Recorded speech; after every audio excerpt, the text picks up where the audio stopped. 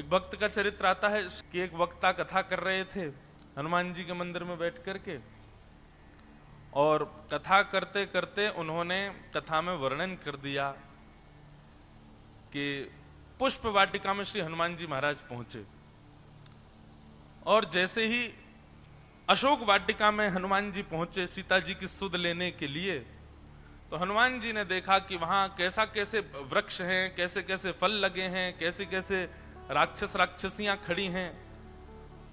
संपूर्ण अशोक वाटिका का वर्णन करते करते बोले वहां के फल ऐसे थे, वहां के वृक्ष ऐसे थे, वहां के पौधे ऐसे थे, और छोटे छोटे पौधों में पुष्प लगे थे, श्वेत रंग के पुष्प थे। अब उस श्वेत रंग के जैसे पुष्प कहें तो वहीं जिस मंदिर में कथा चल रही थी वहीं था हनुमान जी महाराज का सुंदर विग्रह विराजमान था। तो श्री हनुमान जी महाराज कथा तो रोज सुनते ही थे, कथा के तो वो रसिक अनन्य प्रेमी हैं ही हैं, पर जैसी व्यास जी ने कहा कि श्वेत पुष्प सुनते ही श्री हनुमान जी महाराज का जो विग्रह था उसमें नेत्र जो थे वो उनके हिलने लगे, और मानो वो संकेत कर रहे हो, नहीं गलत बोल रहे हो, मैं गया था अशोक वाटिका के पुष्प श्वेत नहीं थे, लाल थे। व्यास जी को संकेत मिल गया कि श्री हनुमान जी का विग्रह जो है संकेत कर रहा है, लेकिन व्यास जी बड़े चतुर थे, उन्होंने कि केवल संकेत से काम नहीं चले, जब संकेत दे रहे हैं तो प्रकट भी हो सकते हैं। तो व्यास जी ने और चतुराई की, वो बार बार उसी विषय को बोलने लगे।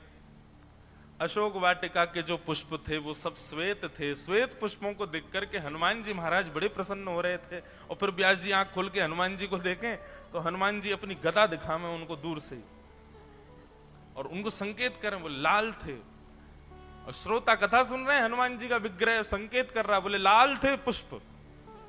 व्यास जी ने फिर देख लिया, बोले आहा कैसी शोभा अशोक वाटिका की, कितने सुंदर सुंदर श्वेत पुष्पों से सुशोभित अशोक वाटिका जिसमें श्री जानकी जी बैठी हैं। बस राक्षसी तो कुरूप थे, बाकी तो वहां की शोभा बड़ी सुंदर थी, पुष्प बड़े श्वेत थे। अब की बार हनुमान जी से रुका नहीं गया, हनुमान जी विग्रह में से प्रकट हो गए, और प्रकट होकर के बोले हम तुम व्यासपीठ पर बैठे हो इसलिए कुछ कह नहीं रहे, तुम अशोक वाटिका गए थे कि मैं गया था? ओहो ओहो जय हो अनंत बलवंत श्री हनुमान जी महाराज। अरे श्रोताओं सब प्रणाम करो, हनुमान जी प्रकट हो गए। हनुमान जी को प्रणाम किया, आसन दिया, बोले विराजो।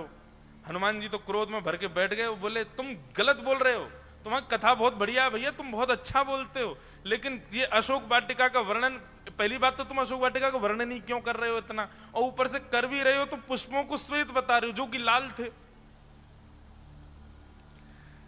व्यास जी बोले हनुमान जी मेरे गुरुदेव ने मुझको ऐसा ही पढ़ाया है कि वहां के पुष्प श्वेत थे। हनुमान जी बोले कहां है तुम्हारे गुरुजी, बताओ उनको, अभी हम बता के आते हैं। बोले नहीं गुरुजी से तो आप कुछ मत कहो, लेकिन हां आप वहां गए थे, लेकिन हजारों वर्ष हो गए, आपको भी क्या याद होगा कि पुष्प श्वेत थे कि लाल थे?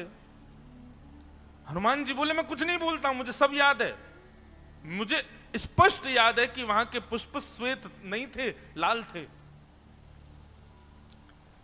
व्यास जी भी डट करके अड़ करके बैठ गए, बोले देखो आप होंगे हनुमान जी पर हम भी व्यास जी हैं, और ब्राह्मण भी हैं, शास्त्र आज्ञा करते हैं ब्रह्म वाक्यम जनार्दनम, ब्राह्मण जो बोल दे वो जनार्दन की वाणी होती है।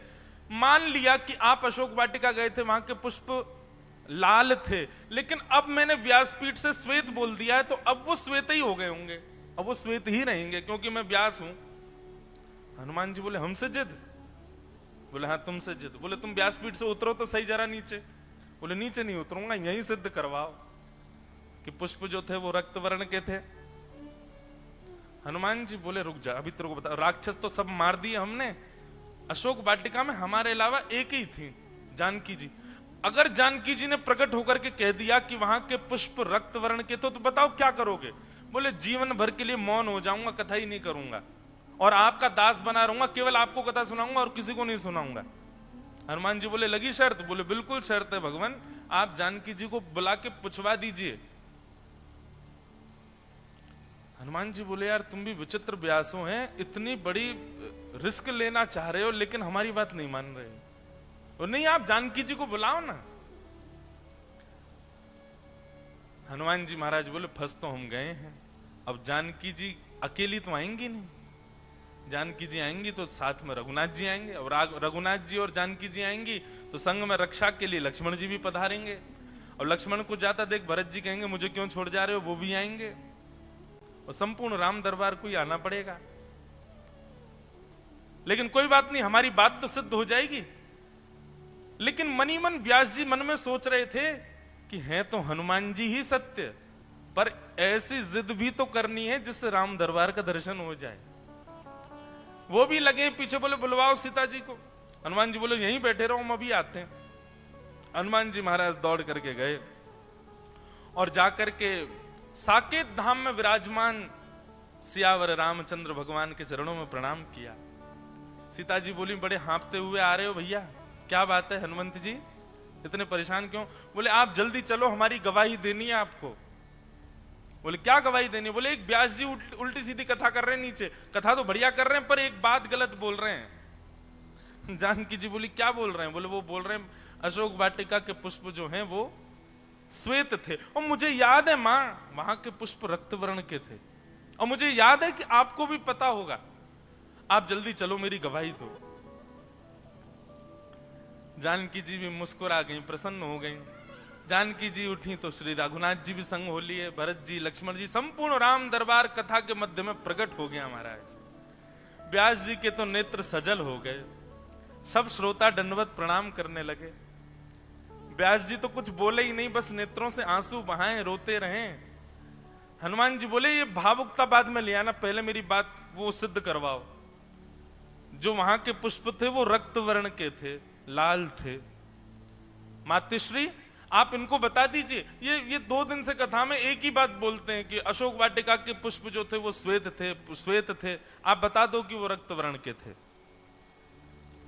जानकी जी अपने आसन पर बैठे बैठे बोली हनुमान जी व्यास जी गलत नहीं बोल रहे हैं, ये बिल्कुल सत्य बोल रहे हैं, अशोक वाटिका के पुष्प श्वेत ही थे, रक्त वर्ण के नहीं थे।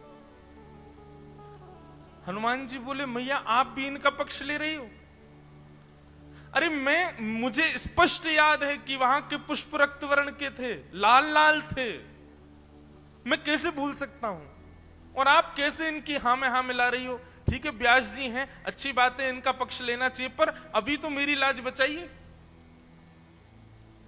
जानकी जी उठ खड़ी हुई, हनुमान जी के सिर पर जाकर के अपना वरद हस्त रखा और कहने लगी, बोले देखो हनुमंत, वहां के पुष्प श्वेत वर्ण के ही थे, पर श्री रघुनाथ जी के कार्य के लिए आप लंका आए थे तो पहले से ही आप में थोड़ा क्रोध भर गया था, और राक्षसों के बीच में हमको बैठा देख आपका क्रोध चरम स्थिति में पहुंच गया, जिसके कारण आपके नेत्रों का वर्ण रक्त हो गया, और उसी कारण से आपको श्वेत पुष्प भी रक्त वर्ण के दिखाई दे रहे थे। पर वास्तविकता में ये व्यास जी सही कह रहे हैं, अशोक वाटिका के पुष्प जो थे वो श्वेत वर्ण के ही थे। हनुमान जी महाराज तो हार गए, व्यास जी ऊपर उछलने लगे, बोले देखो हम कह रहे थे श्वेत वर्ण के पुष्प हैं। क्या कह रहे हैं दादा? सुनाई नहीं दे रहा। दादा कुछ सुनाएंगे कथा में, माइक दो। व्यास जी ही एकनाथ जी महाराज है। अच्छा, बोलो एकनाथ जी महाराज की। भावार्थ रामायण लिखते समय जी इस कथा करते समय हनुमान जी प्रकट हुए, और आपने जो किया वही इस समय का ही प्रसंग है। जय हो जय हो। आज ये भी सत्य, वो व्यास जी एकनाथ जी ही थे। बोलो एकनाथ महाराज की। मुकुंद काका के चरणों में बारंबार प्रणाम। आज तक हम 2-3 बार ये कथा बोल चुके, लेकिन ये नहीं पता था कि श्री एकनाथ जी ही व्यास जी थे। उन्हीं की कथा में श्री हनुमान जी प्रकट हुए। तो